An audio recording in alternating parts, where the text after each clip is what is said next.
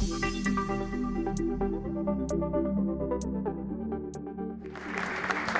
hello everyone.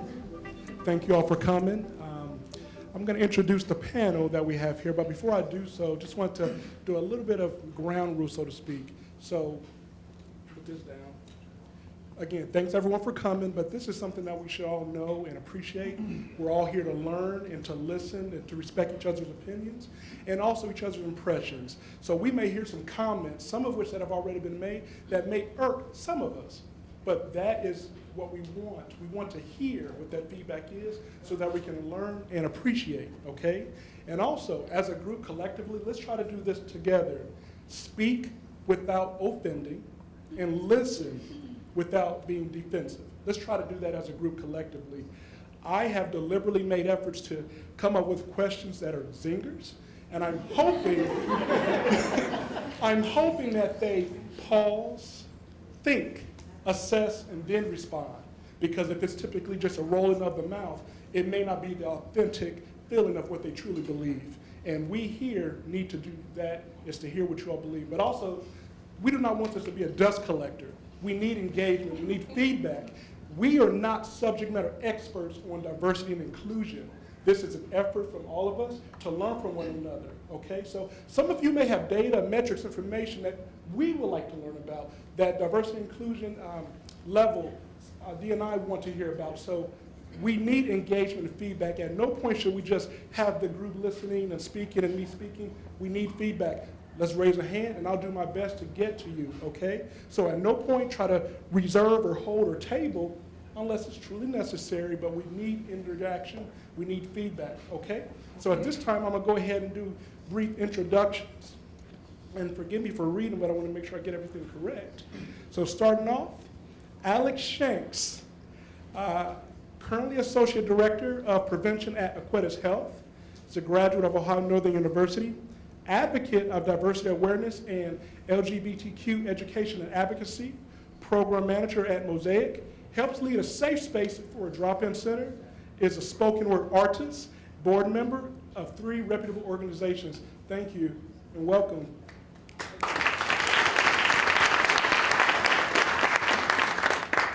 Matthew Quinn, data scientist at Accenture, graduate of Audubon University, winner of the 2019 ComSpark 30 Under 30 Award, president of the local Black Tech Columbus Society, instructor at the Young Entrepreneurs Academy, mentor at the Finland Middle School, and as a volunteer in the West Columbus Communities Pursuing Our Dreams Association, and still has a head full of hair.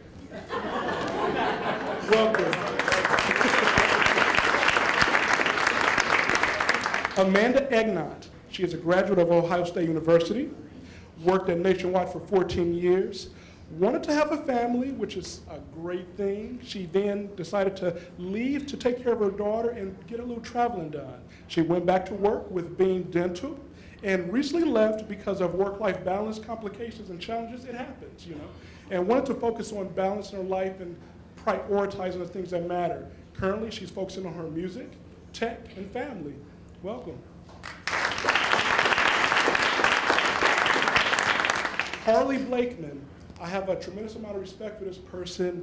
Being honest, being genuine, being vulnerable typically influences others to be more receptive to an individual. Because if you're being honest and genuine, there's no need to be defensive. There's no need to fight. There's no need to allow your ego to show presence.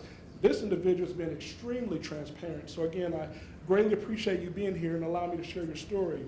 So Harley Blakeman, at age 16, became a homeless teen and eventually became addicted to drugs. At age 18, he started drug trafficking. He got arrested in Georgia with a trunk full of drugs. He did a year in prison, now has a felony. Has overcome and achieved quite a bit. He has graduated from OSU. And after that, he actually took the time to interview with over 200 companies to get a job. It took that amount of work just to get that achievement. So this is an individual that not only has a criminal history, but also has an awareness and appreciation for diversity, as he has a background that has equipped him to have empathy and understanding. His career allows him to create honest jobs to let companies access his talent pool. Harley Blakeman, welcome.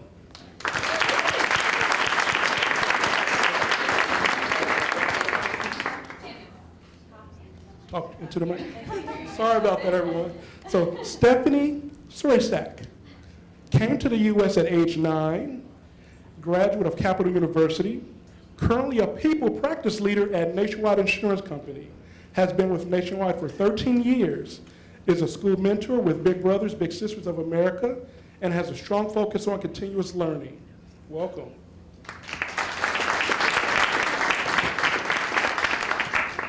And so, I just want to say my name, okay.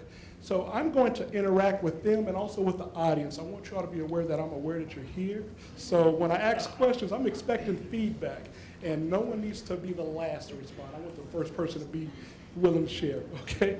So I want you all to like me after these questions, okay? All right. So we did our ground rules. I want to start off with just a couple of definitions just so that we can do a level set, okay? So microaggression, let me read that definition because it's going to be relevant. Microaggression is a term used for brief and commonplace daily verbal, behavioral, or environmental indignities, whether intentional or unintentional, that communicate hostile, derogatory, or negative slights and insults toward any particular group, particularly culturally marginalized groups. What is diversity and inclusion? Well, recruiting from a diverse pool of candidates means a more qualified workforce. A diverse and inclusive workforce helps businesses avoid employee turnover costs. Diversity fosters a more creative and innovative workforce. Diversity in the workplace is necessary to create a competitive economy in a globalized world. So those are just some of the key things we want to share. So, got some opening questions. Light, medium, then aggressive. Okay? So, Alex, what life-learned lessons have impacted you the greatest, yet have equipped you with wisdom? I'll say it again. What life-learned lessons have impacted you the greatest, yet have equipped you with wisdom?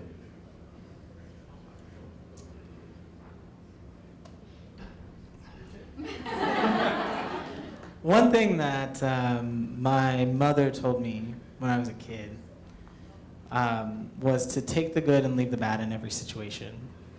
And I think that foundation has created the opportunity for me to actually gain wisdom. Because instead of looking at a situation and thinking, well, that sucked, I typically, truly look at situations and think, okay, what really happened here? What impact did I have on that situation? What could I have done differently?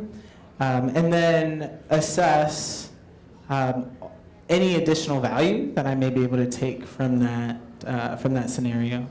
And so an example of that that happened recently, or it didn't really happen recently. Well, kind of happened recently. That part's not important. An example, I actually made a comment on LinkedIn yesterday about someone who had a friend who recently got demoted or something like that. One of those little conversational stories that people post and say, hey, companies, be better. And it got me thinking about the fact that I, in my new role, so I used to be program manager at Mosaic. I'm actually now associate director of prevention for Equitas. And in my new role, I have folks who are in a multitude of sites all across the state. So I find myself driving a lot. I'm open to recommendations for podcasts, but in that space, many of them have been left, unfortunately, unsupported and with a lack of training due to the rate at which the company is growing. Which I think there are many companies in Columbus who are probably facing similar situations. And I've had to demote a couple people. What I said in that comment was I always do three things. I ask myself, first, I always make sure that I never cut their pay. I rarely change their title. But I always explain what areas of growth I expect to see and how I plan, both organizationally and personally, to support that growth. And I think that sets a culture of equity within our department and within my circle of influence, within my control.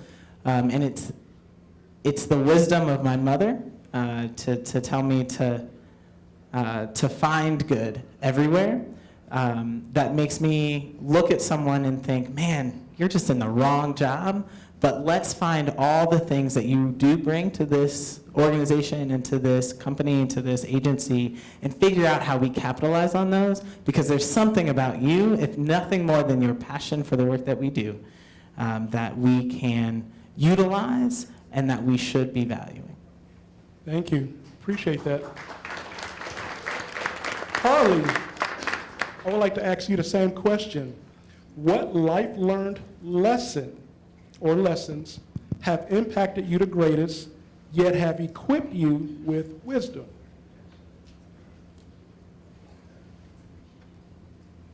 Yeah, so there's a lot of answers I could give to this. If nothing else from my story is true, is that I've been through a lot. One of the things that I see over and over and over again that's still troublesome to today for me, and I think, the more challenging your background may be when it comes to diversity or inclusion or whatever it may be, probably the more you feel the same as I feel about this. But so before a criminal history, you mentioned I was a homeless teen. I lived with friends on couches and stuff. I wasn't actually sleeping under a bridge at 15 years old, but I didn't have a home that was mine. I was staying literally with different people every week, and I would stay with someone for 4 or 5 days. I'd feel so guilty about I'm eating their food, I'm not paying rent, I'm not contributing, that I would go to a different friend's house for 4 or 5 days, then I'd go somewhere else. And it's 14, 15 years later, and I still struggle with this emotionally big time. Never been through counseling for it, never had the money to really do what wealthy people do, heal, recover. I just kind of worked through it, and that's a huge challenge. People in poverty, people from different backgrounds struggle with just everything being more challenging. So my mother left my father when I was 14, and then my father passed away about 6 months later. And when my father passed away, I really had no help with anything. And for about 4 or 5 years, that meant just turmoil. Everything fell apart for me. But whenever I finally got to a point where I couldn't really go any lower, and I had someone who gave me a hand. The person said that they don't give handouts, but they give hand-ups. So I really like that term, is someone gave me a hand up, and it was the perfect timing where I was finally able to take pain and feeling so alone and not having anyone to help you with anything, and being able to actually build from there. So I know that sounds very vague, but literally having no one to go to for help with the college application or help preparing your resume or whatever really made it to where there's really nothing that, if I want it, I can't figure out how to get it. And of course that means that everything I've done was through other people. Being resourceful is the what I've learned, though, is the resourcefulness of, criminal history sounds like a terrible thing on a resume, but really sometimes it can be a really great thing on a resume, because how did they get this interview in front of you today if they've been to prison or jail? That means that they're very resourceful. That means that they tricked you, maybe they didn't trick you, but they earned it, So that resourcefulness that comes from really having your back against the wall. Hopefully I answered your question. No, I went on a bit of a ramble there, but. No, absolutely. Being resourceful, having resiliency, those are life-learned lessons that hopefully individuals can obtain earlier in life, that you experience early in life, which has helped you transition and ascend throughout life. So absolutely. Thank you. Thank you.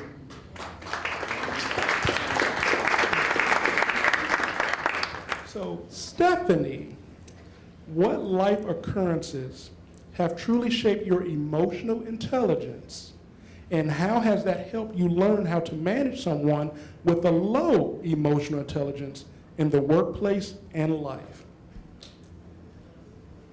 It's a lot of different experiences. I'm trying to think of which one to share. I think, not quite the same as Harley's background.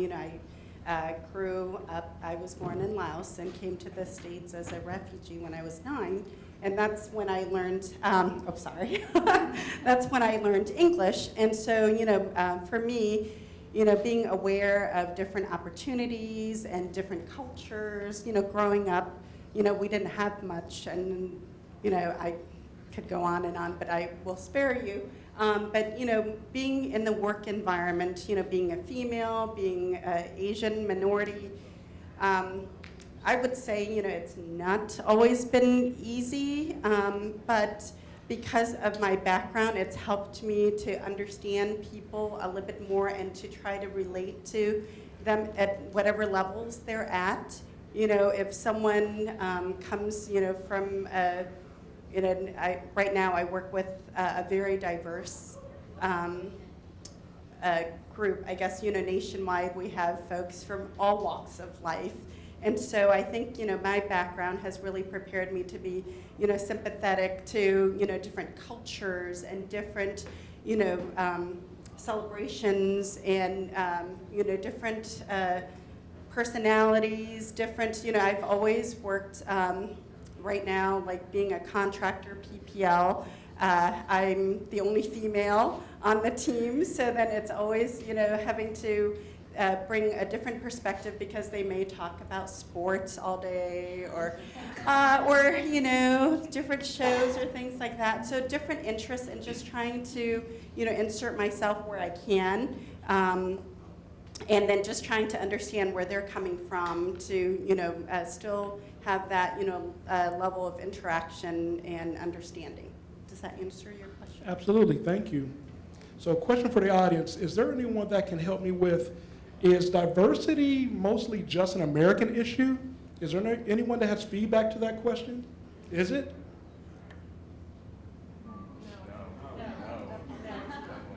Is there anyone that can elaborate as to why it's not? I appreciate that feedback. Well, the answer is no. Got somebody. Oh, he said. No, you're on the podium now.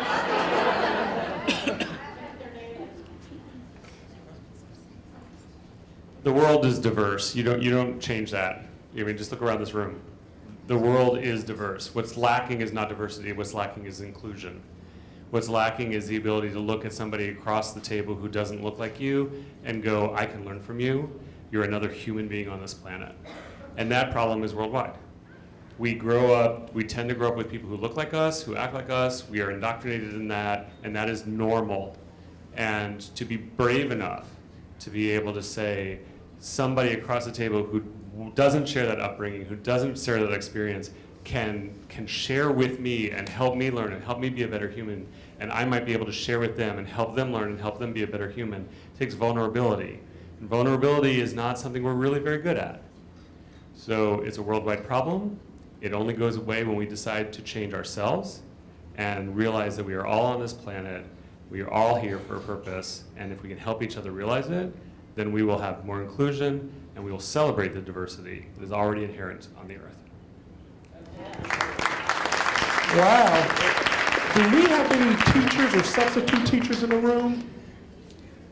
Has there ever been a student that has kind of showed you up with the explanation of it? So thank you for that very much. And to elaborate, to piggyback, with the growing global marketplace, diversity is not just an American issue.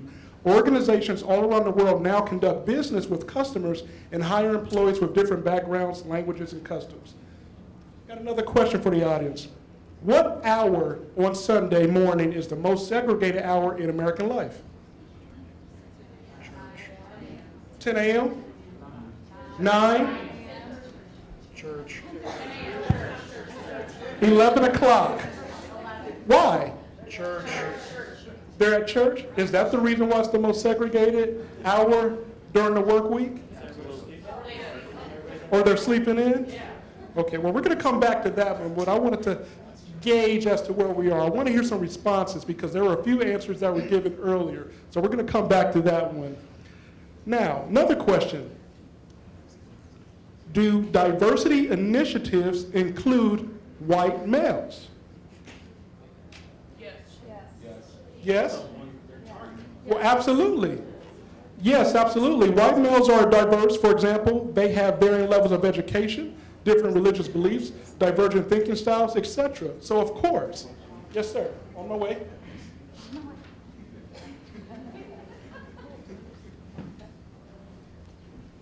In my opinion, I believe a lot of diversity and inclusion initiatives are targeted towards white males just because they are like the dominant in American society.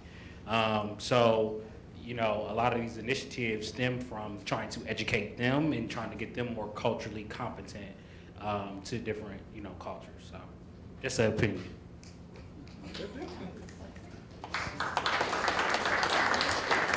So, another question before we go back to the panel. Isn't diversity just a new look for affirmative action and equal employment opportunity? No? Is there a reason why it's not? Can you say it again? Yes. Isn't diversity just a new look for affirmative action and equal employment opportunity? No?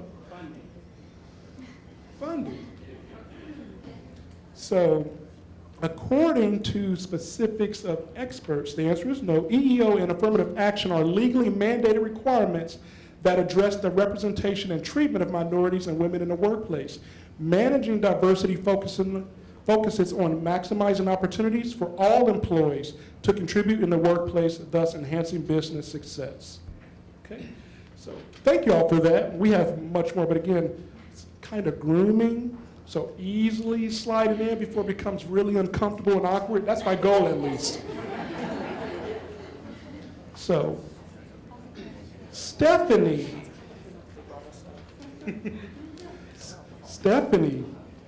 inclusion expert Joe Gerdot says, if you do not intentionally and deliberately include, you will unintentionally exclude. No hatred required. What are challenges and shortcomings you've noticed in being intentionally inclusive that may be lacking from an employer? So let me read that again. If you do not intentionally and deliberately include, you will unintentionally exclude. No hatred is associated with that. That's just a reality. What are challenges and shortcomings you've noticed in being intentionally inclusive that may be lacking from an employer? That's a long question. I'm trying to think of all the different pieces. I work at Nationwide. We're a large corporation, so diversity and inclusion is part of our training, especially for people leaders on that. So I think, you know, as a company, large companies try to recognize that, you know, they need to be more inclusive and have a diverse talent pool. On my personal, when I hire, you know, I try to look at that as well. You know, we want the best, the most qualified person, but if everything's equal, then, you know, you really should, you know, look at the diversity in the candidates. Does that answer your question? Absolutely. Yes. Trying real hard to respect your like question per person thing, but I just want to say one thing.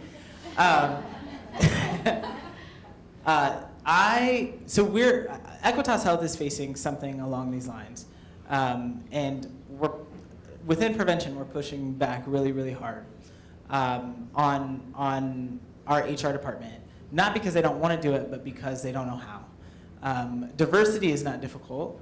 Hiring entry-level employees who come from our communities, which many of the folks that we serve are not from the same socioeconomic class or educational class or geographic class of our executive suite, right? We're hiring folks who are from low economic areas who had a public education that was not the same as my public education by any means. And so when we hire them, then we bring them in, and then we find ourselves having a turnover problem, and so now we want to hire somebody different. That is not their problem. That is our problem. And the problem is that we are not doing our due diligence to equip them before we expect them to perform. We're hiring people who are diverse, who come from diverse backgrounds, and then thinking that they're going to perform like people who did not come from that background.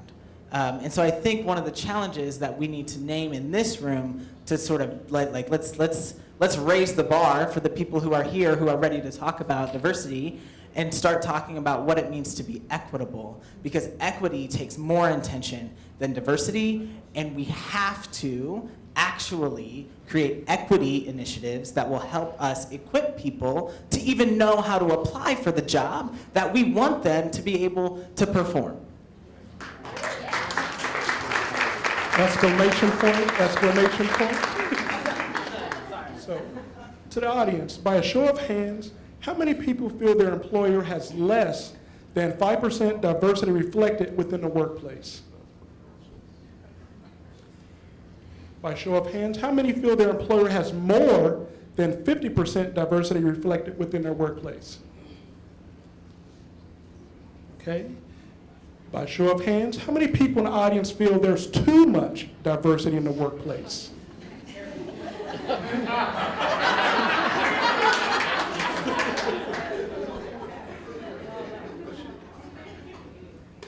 Okay, so to this point, I wanted to say that I don't think that organizations have a trouble with diversity. What I think the issue that a lot of organizations have are they are going out there, like you mentioned, recruiting all these diverse talents and things like that, but they are not providing the development opportunities to everyone equitably, where that leaves the executive suite looking the same.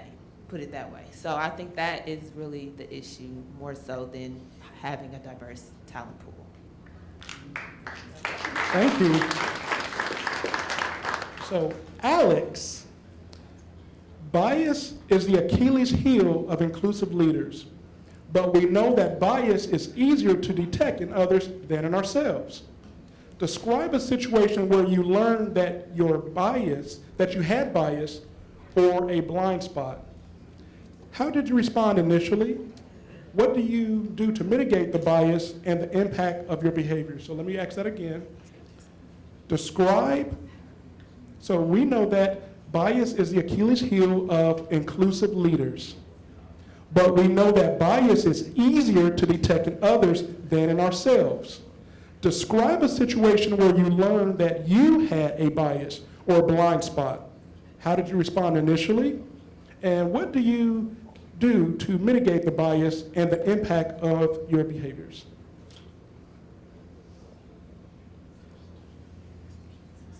You're in a safe space. I feel like I'm on Collaboration, I love it.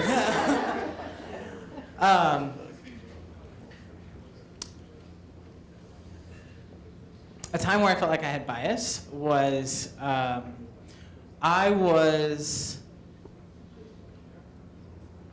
okay, so I'm gonna describe a time where I haven't actually figured out how to not be biased.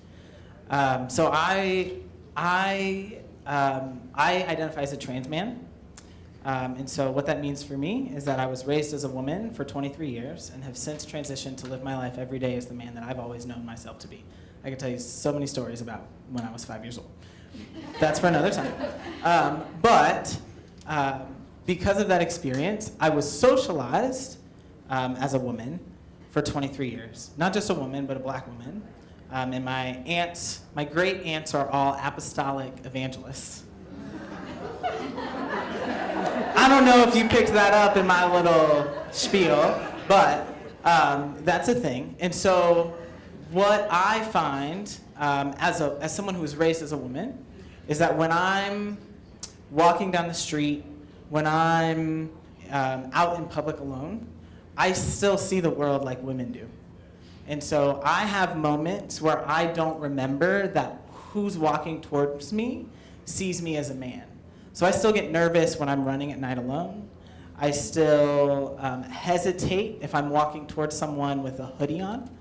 I still think to myself, is that person following me? Or are they just going the same place I'm going? No matter where I am, I ask myself how many streetlights are on this block, right? And then I remember, oh, they don't care about me. Like, they're not paying any attention to me because they're not interested in me. unless I'm like carrying my briefcase or something, maybe they want my laptop, but they're not interested in me physically.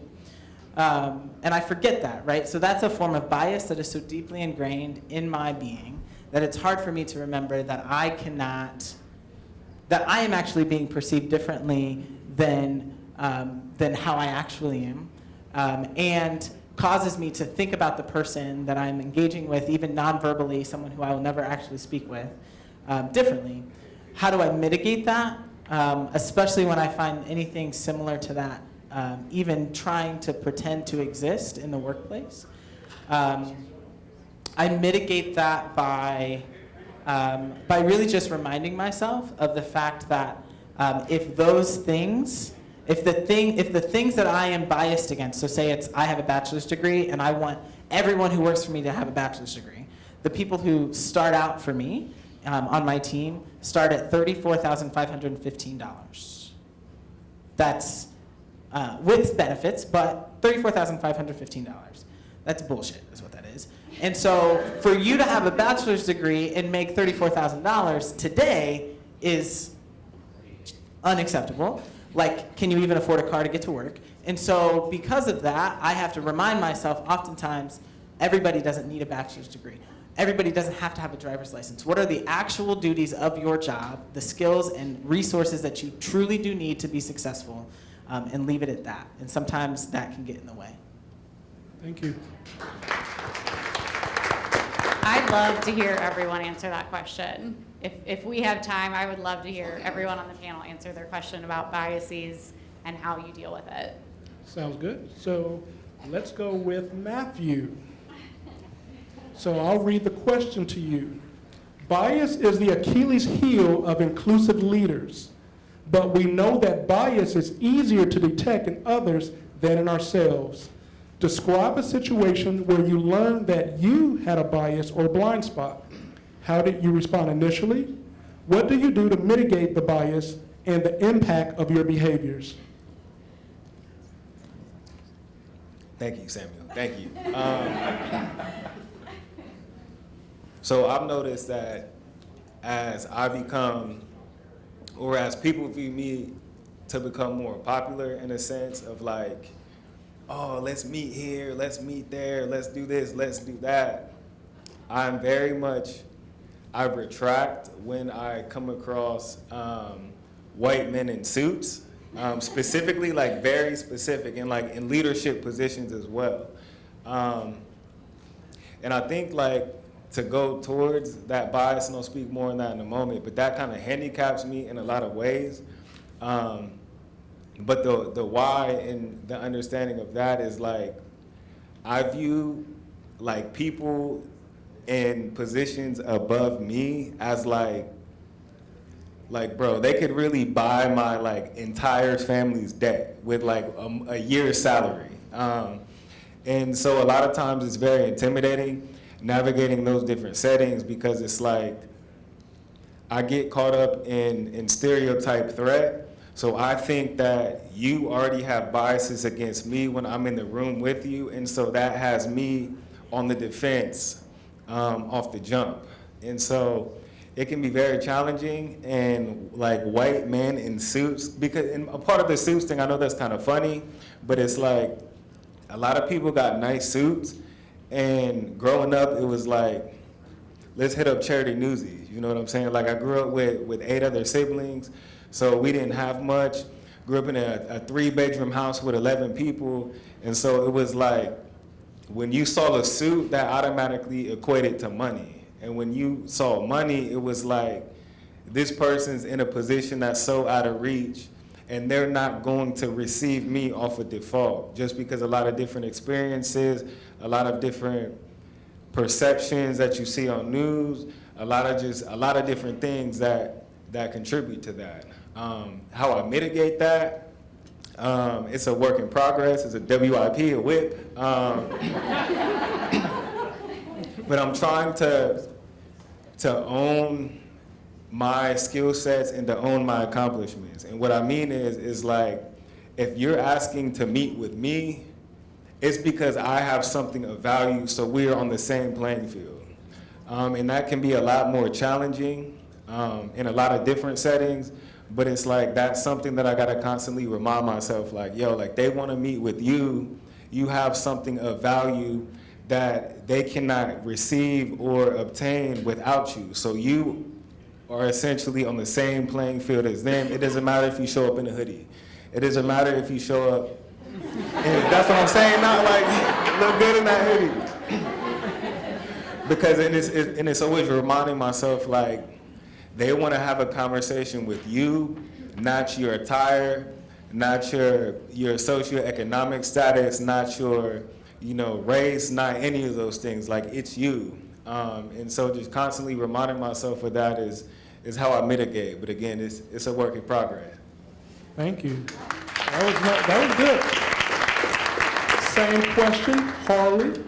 So the question is, bias is the Achilles heel of inclusive leaders, but we know that bias is...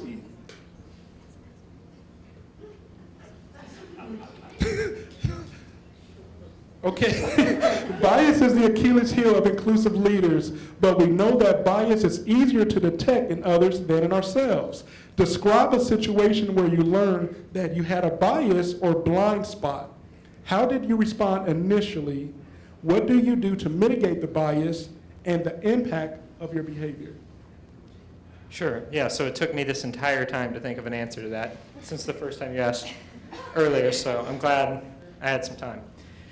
So the point I'm going to talk about, I realized it when I transitioned from looking for a job with a criminal history to helping people who are looking for a job with a criminal history. So I have a different perspective now, the perspective of the person looking at the resume, the perspective of the person saying, why did this person apply for this job? Why, that was the transition. So I am like 28 million other Americans that have a felony.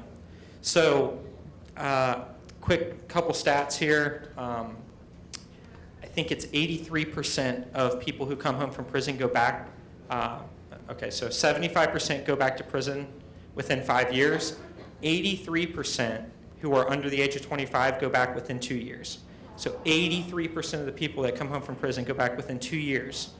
And the number one reason, right, this isn't science, but it's the best of our knowledge, the number one reason is employment. So a lot goes into that. It's not just like I didn't have money to pay bills, but it's like I don't feel like I'm a part of this community. That's more powerful than not having money, is feeling like an outcast, feeling hated, feeling rejected. So you get a callus after the 15th time for an entry-level position. They told you they couldn't hire you. You get burned out after the 50th rejection. You start to get bitter and be a different person after the 100th rejection.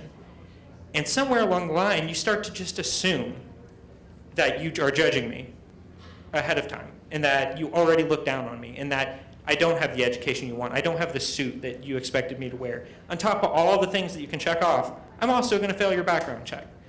So that's a bias that these people have, is they assume, especially if it's a job that they actually want, they're going in trying to smile and trying to look right for the part. But deep down, they're just, hoping that today might be the day. All that being said, I'm now on the other side where I have to educate job seekers on the fact that it's a numbers game, and that you are going to be sitting in front of somebody who hears your story and it resonates with them because their brother went to prison, or their mother went to prison, or they went to prison, or even they just grew up in a neighborhood where half the people they knew had been affected by incarceration in some way or another. And it's hard though, right? When you've been rejected so many times. So that's the bias that I've learned to understand, is that I have to recondition people to say, look, you've got someone on your side now. We're going to connect you with people who are a little different than the people you've interviewed with before. You've still got to show up and look good and smile, but you can expect something a little different. So trying to educate someone who's still very much in that rough patch of their life, like looking for their first entry-level job when they're 35 years old, after prison, is very hard. So again, hopefully I answered your question there, but that's the bias that I most recently have really learned to help other people address. Absolutely. So, So Amanda, would like to ask you the same question.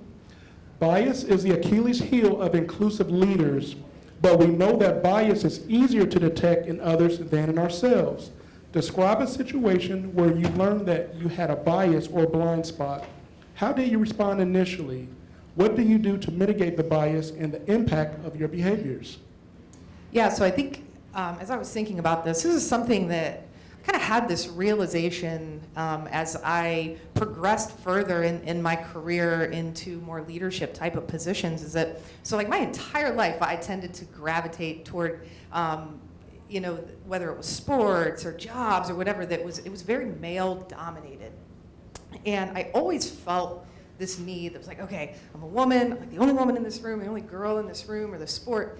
I had this need to prove myself. And it was like, there was this, I don't know, it was like a societal norm that was like, you know, you have to play a little bit harder, you have to be a little bit rougher, whatever it was.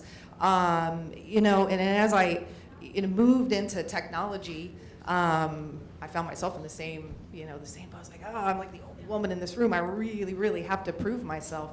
And then moving into leadership, it was like I had this realization that, you know, I need to kind of change that mindset and figure out like how I can be a part of this solution to where I'm not just a woman in technology, right? I'm a human in technology. It's not just men and women. It's not just based on gender. I think we get a little bit hung up on that. Still, I think I've seen huge strides in the workplace in this for sure. You know, as more women enter the STEM fields, but how do we take it to that like next level where it doesn't matter what you are, right? We're humans. You know, bringing different skill sets to the table. So I think mine is a WIP2, still trying to completely figure that out. But yeah, I think it was just that realization of, man, we don't have to just prove ourselves like that. Like let's all be humans. So. Thank you. And to finish the sequence, Stephanie. I know I've had a while to think about it. But I think because of my background, I'm very tough on myself, and I tend to, I think, be a little bit more biased when I'm meeting someone that has a similar background, that, you know, they grew up poor, they struggled, and they've, you know, taken the initiative to, you know, get an education, get a good career. So I do have a little biasness, I will say a little, but maybe a lot, by some people, that if I'm, you know, interviewing someone and I see that someone has, you know, taken a lot of initiative to learn IT, you know, worked while they went to school or get a certification, and they're very motivated, I am a lot more, you know, biased toward hiring that person than someone who, you know, has the education and so forth and might have a more entitled attitude. So I guess some people might hold that bias against me, that I'm a bit biased toward certain people or certain, you know, upbringings. Oh, is that too loud, too soft? No, too soft. Oh, okay, sorry. So, you know, I try to be aware of my biasness toward people who have, you know, struggled. But, you know, in the long run, if I look at the people that I've hired, you know, the ones that really show initiative tend to prove out better performers in the long run. Good So deal. I guess it's a good biasness. Thank you all. So from the audience, do I have any HR administrators? Is there anyone that's an HR administrator? We have one in the back? Oh, just waving? I'll accept that. Okay, well, we're going to put this question out there. Maybe there's someone that can address it. You recently learned that a colleague or senior manager in your organization belongs to a group that is openly intolerant towards a specific dimension of diversity. An example, religion, sexual orientation, political views, etc. So at a company picnic, you see them wearing a cap with that organization's logo on it. What do you do or not do? Is there anyone that can take that one? That's Touchy. I have a question. Yes. What's their role within the company? Well, that would be a good way to qualify, so let me think this up on the spot. This is an individual that's responsible for distributing compliance and standardized documentation that's being rolled out among divisions and agencies and departments within a corporation that has at least 10,000 employees. So this individual has the letterhead with their name at the very bottom. So they basically meet in rooms and determine what the compliance and policy will be. So this is the individual that rolls out and implements the top tier. That individual. That was rhetorical. So my point in saying what is the role is that me as a woman, I faced a ton of situations where people have been either intolerant or sexist or just inappropriate. And depending on their role and their power over my fate and my position has kind of determined how I handled that situation. Thank you. I guess one thing that I would consider if I was in that situation is kind of what the culture is of my company. Who are they going to back up? Are they going to believe me, the minority, the woman in the room? Or are they going to protect this person who I don't know who or what they are, but I assume it's different than what I am? So for me, it really is, what is my company going to do if I bring this complaint to them? Are they going to take it seriously? Are they going to protect me? Or are they going to take the easy way out and just kind of push it to the side, maybe a little gaslighting? I mean, you don't know. It really depends on what the culture is and who they're going to support, and if it really is equitable and safe to be able to do something like that. That's where I'm at.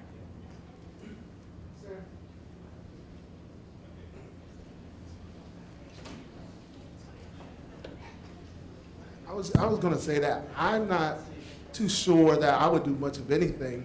I don't know if that coming from because I'm a black male and there's an aspect of that I'm used to.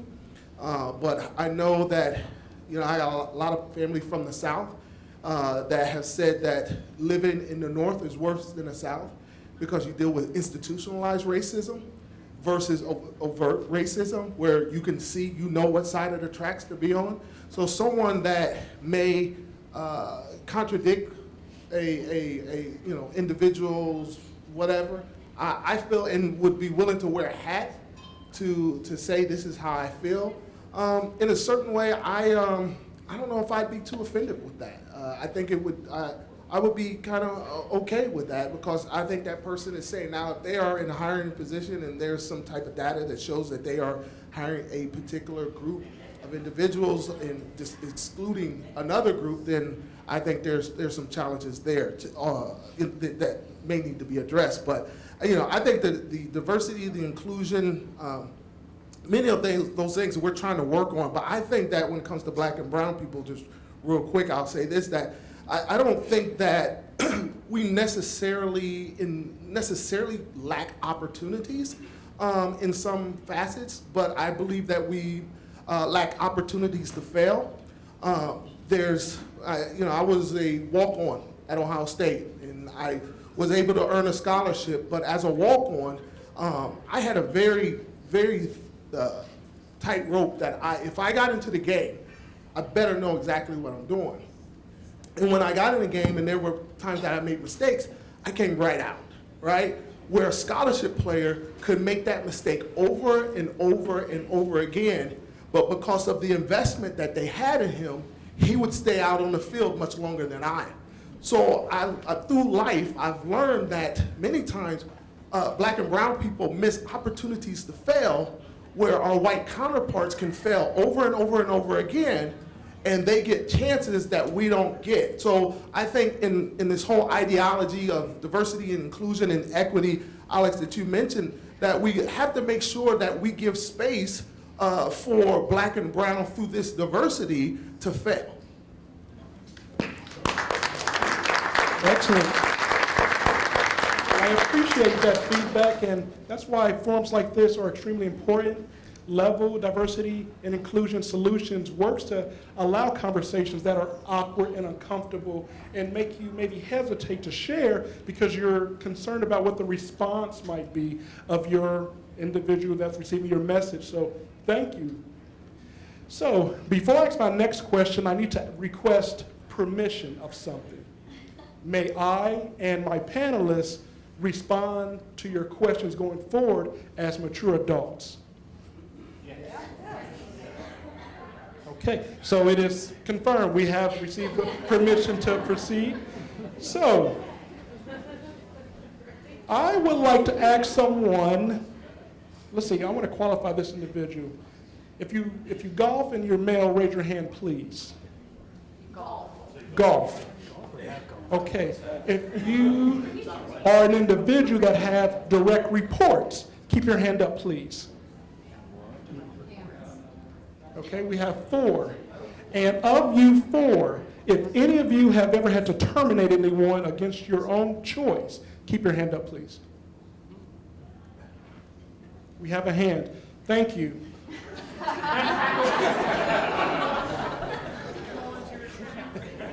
So, was it your hand? No, it's mine. Okay. So, George, thank you. My question to you is this. What does white privilege mean to you? How has privilege helped you ascend and achieve success, despite shortcomings, if there are any? But the primary question is this. What does white privilege mean to you, and how do you feel it has helped you?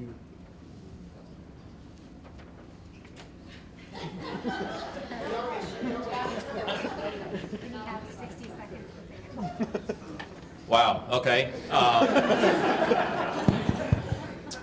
Without a doubt, I have been able to take advantage of being white and male, and I think that that has certainly helped me in my career.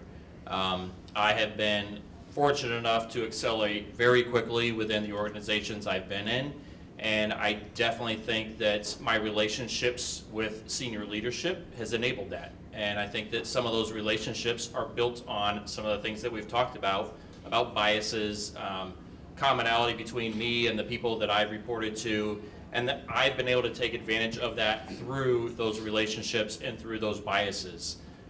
So without a doubt, like, I have seen that. I know that, you know, I don't know how many of you have listened to the debates lately, but you do hear people who are talking about, like, okay, they probably wouldn't be in the positions they're in were they not white and male. And I think that that's definitely true, that you see that happen throughout our society. And right or wrong, it does happen, and it's important that we acknowledge that and that we are aware of that, so that as we continue to progress in our careers, we try to avoid the same types of things.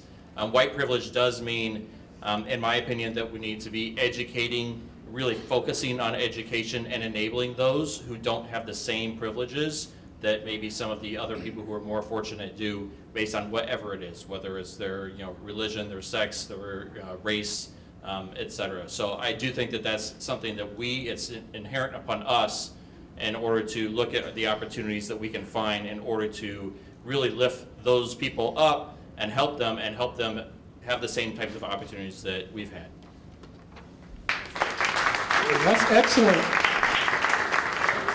So of the 4, the 3 that actually were filtered out, may I ask one of you a question? Is there anyone that I may approach?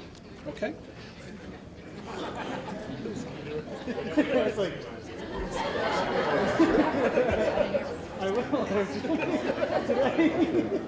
So your name is Mark? Mark, my question to you is this. So with regard to the definition and explanation we just received regarding what is white privilege, my question to you is this. What are you doing to use that privilege, which in a lot of ways we all would agree is undeniable? What are you doing in your life to help others as a result of having that privilege, which have been inherited? Oh boy.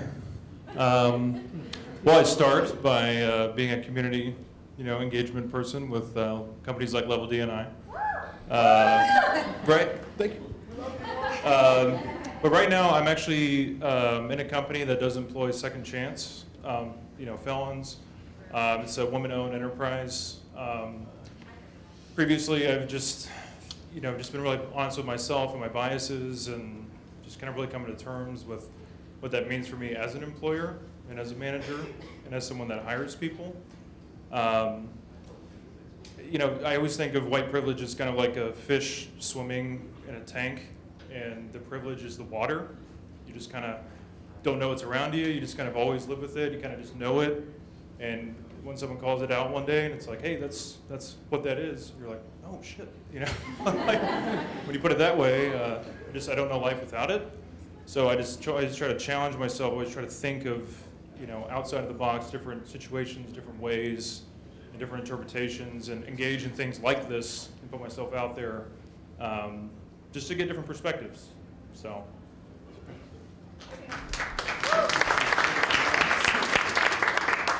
I just want to add one thing. Earlier question was what was a moment that helped you? And I don't want to take us back there, but I'm going to take it back to the 2016 election. And actually, George, who spoke, was my VP, my leader at a company that we both previously worked for. But what I remember that day coming into work, and that was a situation where you saw who your allies were and who weren't. And I reckon what you say, because honestly, I'd rather know who's not my ally and know who I'm in front of every day, and I work in IT, and know who I'm sitting across from every day. So I will say one thing that I appreciated from George, and this is you recognizing using your privilege, your white privilege, is to help individuals like me continue to go and pursue my career opportunities. But it was definitely when I think about a moment in my life where I saw who were my allies, who were my the people that would get behind me and support me. I'm thankful for that moment. That day was a hard day, but it was definitely a day that I am ultimately thankful for, to see who is who. Because you're right, it is definitely, Ohio especially, is you don't know who is ultimately your champion and who is not. And you work with these people every day, day in, day out. So I was I'm thankful, and that was a moment in my life that ultimately helped me get to where I am.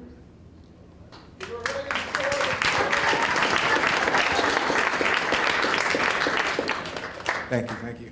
My name is Paul Perkins. I'm a CEO of the Orion Electronics Company, and this is actually one of my favorite topics to kind of talk about, because I actually don't believe in white privilege. I think we all have privilege. We're all breathing the same air. We all woke up today. We all can go to sleep tonight, hopefully wake up tomorrow. And that's our real privilege as human beings in this world. And it's like, I have a lot of, European American friends that I tell, it's like, man, like, what I think you really understand, because they believe in white privilege, I don't let them believe in that concept, because I say, what it is that they're dealing with is a competitive advantage. And their ancestors used weapons and germs and guns to conquer and imperialize nations that they didn't come from, and then they use that as a way to create advantages for themselves and everyone else. And it's like, everyone in the world had that opportunity to do that. They could have went to China, found out gunpowder, and created guns. You know what I mean? Like, everyone in the world had that opportunity to do that, but Europeans just did it. And we're just living in the aftermath of that. And now we're having these conversations because America became this huge melting pot, and now it's like those competitive advantages have turned into what we consider to be privileges, but it's really just a competitive advantage. And so I think the only way to kind of delete those lines is you have to step over those lines. Like for me, I graduated from the University of Cincinnati. I chose to join Sigma Chi as you see. Yeah, we got it. Yeah, so I chose to join Sigma Chi as my fraternity, not because I wanted to necessarily be a Sigma Chi, but because I had the opportunity to step over that line. I could have joined any black fraternity, obviously, and took advantage of that. But I was like, I got a good understanding of black people. Let me kind of step over the line and learn more about my counterparts and the people that I'm going to be talking to and dealing with. And it's like, I think as Americans, we don't step over those lines. We love our boxes. We love, putting people in these in these boxes like I don't eat meat or dairy, and people are like, so are you like vegetarian or like are you vegan? I'm just like, no, I just don't eat meat or dairy. And they were like, but are you like vegetarian or like are you like vegan or like? I'm like, no, I just literally that's just my choice. And they're like, but I still don't get like, and it's like, man, listen, it's just a thing. And so it's like that's what I challenge all, because I feel like we're all obviously on the same page here. It's like I challenge us to think like that. You know, it's like, you know, and understand that it's when you step over those lines, that's when those boundaries are not boundaries anymore. And when we don't have to talk about diversity and inclusion because, like my man said, we live in a diverse world, you know. My last piece is like, I've been blessed to travel the world and live in China, and I haven't been there too recently, so don't give me that bias. I left in November before it kind of got crazy. But you know, the one thing that I appreciate about having that experience is that I would be at the table with like, you know, all different, you know, people from different countries, from Russia, from Afghanistan, from African nations, from all around the world, and there was no bias. It was like we were all excited to learn about each other's cultures and where we come from. And it's like, and then the conversation would come to America because that's like the hot topic for if you don't know, like everyone else is very invested in our politics and everything. And I would just be like, yo, I'm here because there's a lot of BS going on back home. So like, I'm not the American to talk about this. I love that explanation. Yeah. We're gonna hear a little more. I wanted to finish this part because I understand the time. Yeah, it's the understanding that we're all just human. And my question I love asking people is like, if you believe in spirit, what color is your spirit? And that's my. I would like to, if I can have like 2 seconds while we pass the mic, I would like to just say one thing in response to what you said. And I think, although white privilege isn't a thing that's always been in existence, and maybe white privilege is a word that can be complex and create some unnecessary division, I would like to highlight the fact that I think something missing in what you were saying is the generational psychological impact of competitive advantage. So if someone has had a competitive advantage for literally hundreds of years, the way that shows up today is white privilege. White male privilege. Do you mind if I ask a question? Okay, I just want to get in here really quickly because we talk a lot about privilege. So Amanda, as a white woman, you experience white privilege, and Matthew, as a black man, you experience male privilege. So I'm just curious from both your point of views, like what does that privilege mean to you in conjunction with the fact that you are diverse?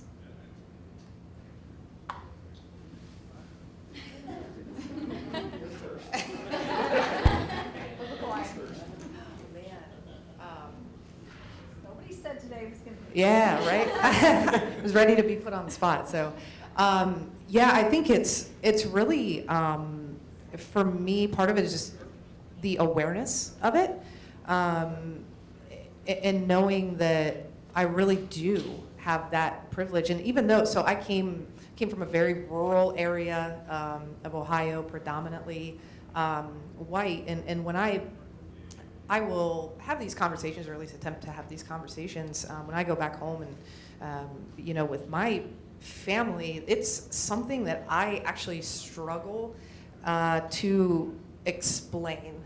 And I'm still learning how to explain that privilege to my family even. And it's, you know, in the rural areas, not just Ohio, but just in the country, it's like, we don't have necessarily the forums like this. You know, I think we're fortunate, you know, to be in a city that fosters these types of discussions, but how do we take it out into these large rural areas as well? But I think when I, you know, I decided that I was going to go to school and I had to pay for my own schooling, and I, you know, that type of thing was this very eye-opening experience for me that was like, wow, there's this whole world out there, and man, I actually do have quite a bit of privilege, even though I didn't come from a rich family or anything. But nobody locks, you know, I don't walk by somebody's car and they lock their door when I walk by. Like, that's not a thing, right? Like, it's not a thing. And I've,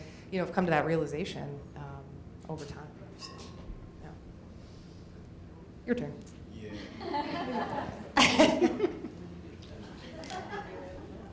Check. Yeah, we good? Let me lead by saying, within like the Black community and within the global scale of Blackness, Black women are in fact the most underappreciated like group ever.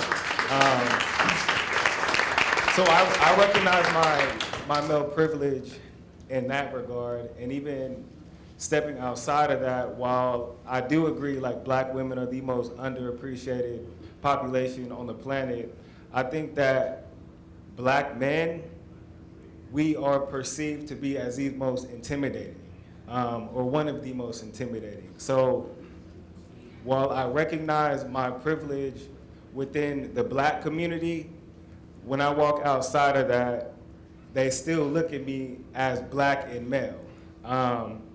And I like what my man said earlier about having very little room for error, because I feel that immensely, and that like trickles into a lot of like mental health topics and things like that. But again, like one of 9, mom and pop, so grew up in a house of 11, and for me, like, because I am viewed as the like most successful one, whatever that means, I take on a lot of the burdens that my family has. And so with that, when I walk into rooms, I'll leave it there. With that, when I walk into rooms, I understand the history of white folks perceiving Black men. Because you can go back in history and see like they took us out of, you know, our homes, they mass incarceration, just different biases that go against us. And so it's like I always have to be in tip-top shape. And if I'm not, like I have to be aware of like how people receive my Blackness to an extent, because, you know, in certain scenarios, like somebody being intimidated by me impacts like me getting a job, me getting a loan, me getting into a certain school that I want to get into. And so it's like I always have to be conscious and aware and carry that burden of like, yo, historically, like Black men have been viewed as XYZ negative connotations. And so it's like I always carry that burden with me while understanding like, bro, like you have this much room for error. Like you cannot make a mistake, you cannot say the wrong thing, you cannot goof up, because while you are somebody within your community network and your family network who has like perceived to have got it out, I support a lot of my family. Like I support my mom and pops, and so it's like one wrong move means like, yo, like mom's medical bills aren't getting paid because I lost my job because XYZ, because somebody viewed me as intimidating because I said the wrong word or made the wrong reference or used different slang that they didn't understand or connect with. And so it's like, while I, again, recognize my privilege within like the Black community, the first instance of me walking out front and out that door is like, yo, like you are one of the most feared beings on the planet. Thank you. So we are now at the Q&A section where we're going to take questions from the audience to the panel or individuals that have comments that need to be said aloud as well. So I'm going to hand the mic. So I just kind of wanted to jump off of that, and to preface this, I saw Alex at another event where he spoke on a panel, and I think this is a really incredible story that he tells about going from a female to a male and how your privilege changed in that transition. So I would love to hear that story again and hear you talk about what that meant for you. Yeah, sure. I can't promise I'm going to answer the question the same way. But I was thinking about it while I was listening to my cohorts, my fellow panelists talk about their experience of privilege. So when I was, as you know, I was raised as a woman. When I was a woman, I was seen, what I was thinking about while they were talking is I was seen as a woman of color, a black woman. Sometimes an Asian woman, which is a whole other thing, but generally a woman of color. Literally, someone bet me $5 I was Asian. I was like, dude, just give me your money. Like, what do you mean? He was a white guy. Anyway, so there was I was seen as a woman of color, but I was raised as a woman. Remember, my great aunts were apostolic evangelists. I was raised as a woman who was essentially taught the glass ceiling didn't exist, like the patriarchy, right? And you can do anything you set your mind to, right? There is no actual privilege that you don't have. I was taught that. And then I became a man. And that's absolutely not true. I am now asked what I want to eat before my wife is asked what she wants to eat when we go out to eat. I now recognize the power of testosterone, y'all, is real. Just sitting here right now, I was actually thinking about the space I'm taking up because I was raised as a woman. And I recognize that men take up a lot of space, both physically and in all sorts of other ways. And my legs are spread, right? The power of testosterone is, no matter how hard I try, pulling my legs together is actually very difficult. Because, I swear, like I promise you, I'm not making this up, because my musculature is stiffer than it used to be, right? That's not y'all's problem, that's mine. I still need to close my legs. Like I still should pay attention to the amount of space I'm taking up, but there are factors at play that are physiological. It rewires my brain in the way that I think about not just how I'm perceived, but also when I feel like it's appropriate for me to speak up. I question myself less than I used to, right? Those are like real changes that I still wrestle with and try to figure out. But my understanding of privilege is that, one, privilege absolutely exists because now I know I have it. When I didn't have it, it was like a thing that like, I don't need that. Now that I have it, I recognize it as also my responsibility to share it. And so in my current position, I found myself actually having an excessive amount of power that I didn't ask for. No matter how hard I try to just be like, you know, we're in this together, and like I'm gonna show up, and like I'm gonna do the HIV test, and like we're gonna end the epidemic. If I send an email, like lightning, I get responses. If someone else sends an email, crickets, right? I have a woman who reports to me, her name's Molly, she's phenomenal. She's gonna run the shit someday. But if she sends an email to one of her direct reports, his name is Jake, nothing. If I send that email, immediate response, I'm so sorry, I didn't mean that, I will make the correction. Now I get to have a come to Jesus conversation with him about who is your actual boss, and you need to start listening. But that is real privilege that I have to recognize actually exists. Like people listen to me that didn't before. And that understanding of privilege is both important for me to carry with me into those situations, because otherwise it'll go to my head. It is also important for me to remember that just because I can see it doesn't mean that people who were like me when I didn't see it don't exist anymore, right? Like there are still people who my cousins are like, privilege? No way, right? Like all my female cousins, they still live in that world. I don't need to necessarily change their mind on that. I just need to do better about what I am doing with my privilege.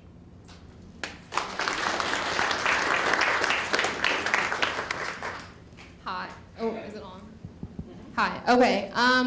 So I just wanted to say, I think from my experience, what's really hard about a lot of these conversations is that we speak about privilege like it's something that you have, right? Like it's something that you carry, it's something extra that somebody gave you, it's something you have like on you and you can like set it down and walk away from it. And I think that's why it's hard for a lot of people to understand that, A, everyone has a privilege in something, like everyone has an advantage when it comes to some type of area, right?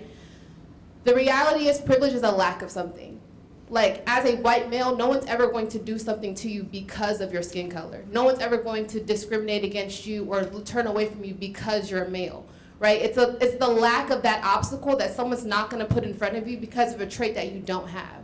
And I think when we look at it in that perspective, it's a lot easier to talk about, because when we talk about bias, when we talk about privilege, when we talk about advantages, it almost comes with guilt, right? Like you cheated, like you did something extra, like someone's only giving you something because you're a certain way, and that's not true, right? Like every white male founder is not getting billion-dollar investments, right? And every, whoever is like, no one's just handing you a promotion or just handing you something. Like even for the man who spoke over there, like even though, yeah, you like progressed very quickly through your companies and you got raises, every white male that started with you didn't, right? Everyone didn't do what you did, because there is a factor of individuality, right? That you worked for what you had.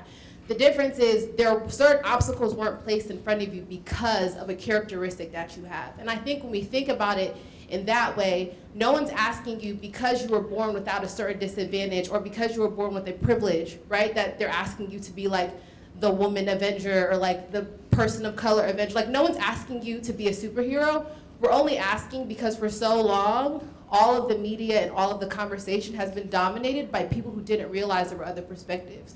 And so now that that conversation is being had, now that we are sitting in rooms like this, it's don't invalidate my experience because you don't understand it, because you wouldn't, right? And even in conversations when we're saying this, like we came to this event, it looks really nice, and it's about diversity and inclusion, but like who planned it, right? Who picked the music? Who picked the seating style? You know what I mean? Like whose perspective is that? Even when we talk about a professional event, like how many cultures do you see represented in the food options that we have? Like how many culture, like, you know what, like it's something to think about. Again, like I think it becomes very burdensome. It's hard to acknowledge when it's like, oh, I have privilege. Like no one's saying you cheated. No one's saying you don't deserve the things that you have. Just acknowledge that when people say, hey, there's some things you don't see because literally people aren't putting them in front of you because you aren't living my experience, right? And I think when we come from it, when we look at it in a perspective like that, it's like, just be aware and acknowledge people and their perspectives. And if they ask you, if you have the ability, do, right? And if you don't, be honest about that as well, because no one's asking you to like change your life or make this whole thing like your personal mission. Like don't feel guilty about that, because you can't help the situation that you were born into any more than we can. And I think when we frame the conversation that way, it becomes a lot more palatable, and it's not like, oh gosh, I have to go up and like take up for every black person in my company. But if someone who does come up to you and says, hey, I noticed this and I was uncomfortable, like really take the time to listen before you try to like argue it or, deny it away or kind of like gaslight it to say, oh, like question yourself, because believe me, people who do experience certain biases question themselves many times over before they bring it up.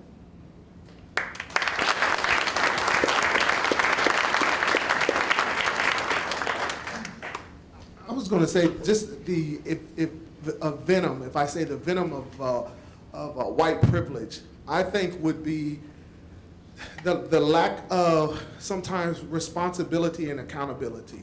Like Alex was saying, the privilege of being a male is also the responsibility that if something goes down, right? If there's a bump in the night at 2 o'clock in the morning, typically that male is the one that's going to get up and out the bed, find out who's at the door or who's at the window or whatever. So there's a responsibility and there's accountability that comes with that. I think sometimes when it comes to white privilege, the sting of it is the privilege without the responsibility, or the privilege without the accountability. And I think that's the challenge in that.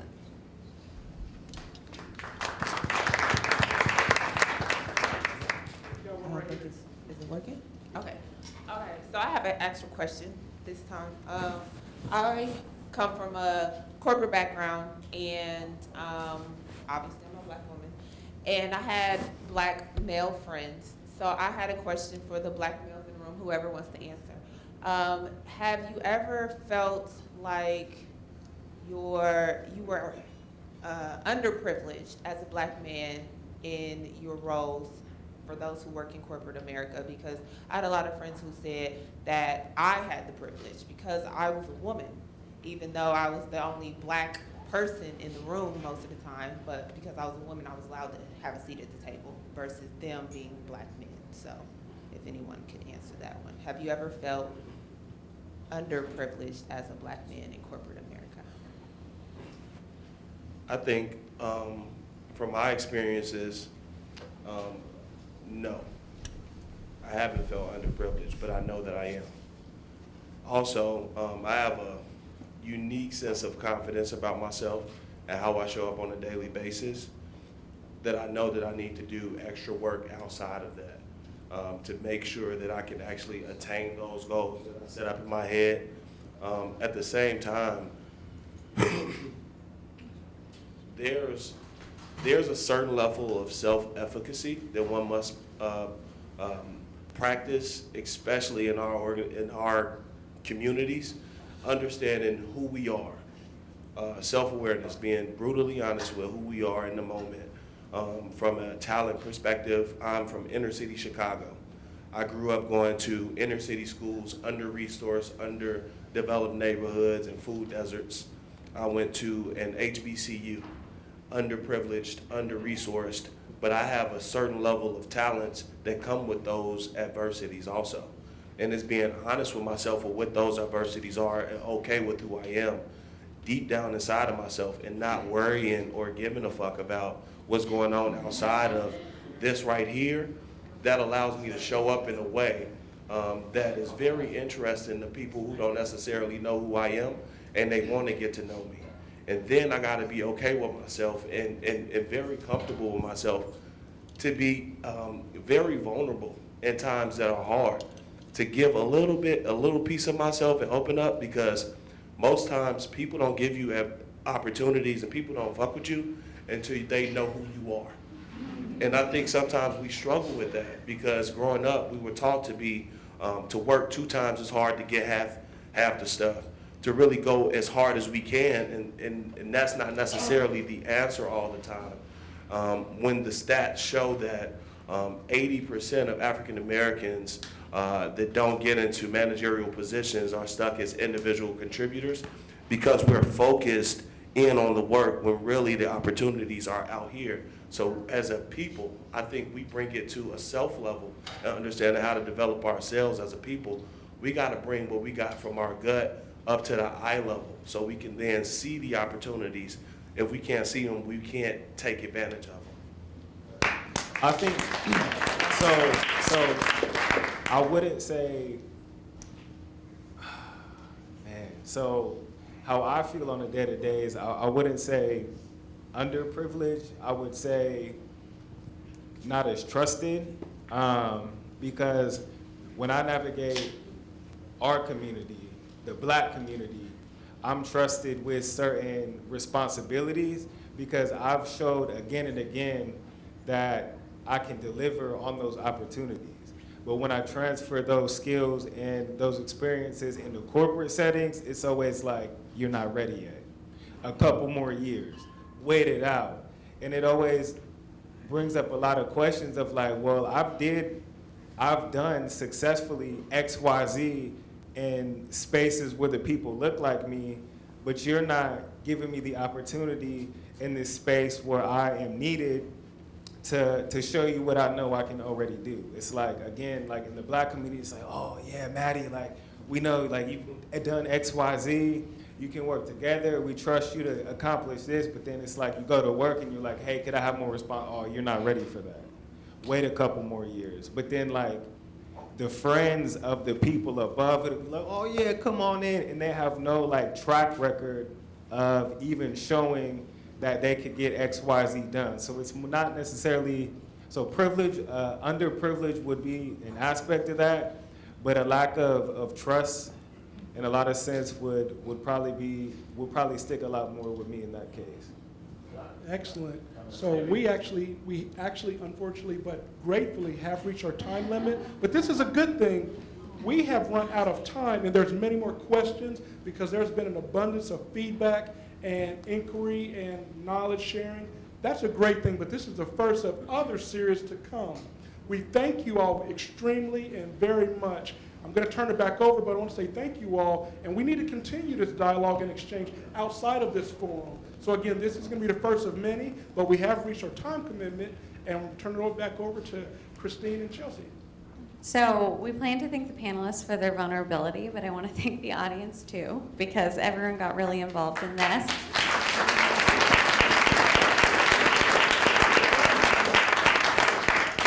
I think that we anticipated these conversations would be really raw and really hard to have, and that people would be really passionate about them. We didn't anticipate that everybody would be so excited to join in. So I think what we're going to do is plan another podcast hosted by Carter with our entire panel. So anybody who has questions, send them in to us on Instagram. It's Level D&I1. And we'll go ahead and get this planned, and we'll keep in communication with all of you.